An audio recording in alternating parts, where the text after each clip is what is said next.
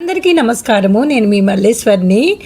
అమ్మమ్మ మనవడికి మంచి అలవాట్లు మంచి భవిష్యత్తును నిర్మిస్తాయనే కథ చెప్తోంది. ఒక గ్రామంలో చిన్నారి అని బాలిక ఉంది. ఆమె రోజు ఉదయం లేచి తల్లిదండ్రులకు నమస్కారం చేసి పుస్తకాలు సర్దుకొని స్కూల్కి సమయానికి వెళ్ళేది. హోంవర్క్ కూడా చేసేది. పెద్దలను గౌరవించటము ఆమె అలవాటు. అదే గ్రామంలో మోని అనే బాలిక చిన్నారి స్నేహితురాలు ఉంది. ఆమె చదువును నిర్లక్ష్యం చేసేది. అలా ఆలస్యంగా లేచి పనులు వాయిదాలు వేసేది. కొన్ని సంవత్సరాల తర్వాత చిన్నారి మంచి విద్యతో మంచి ఉద్యోగము పొందింది. ఆమె తల్లిదండ్రులకు గర్వకారణమైంది. మోని మాత్రము తప్పు అలవాట్లతో అవకాశాలన్నీ కోల్పోయింది.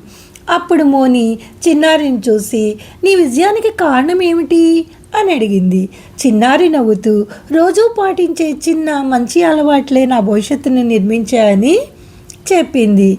చూసావా కన్నా, మంచి అలవాట్లు మంచి భవిష్యత్తును నిర్మిస్తాయి. కథ బాగుందా నాన్న?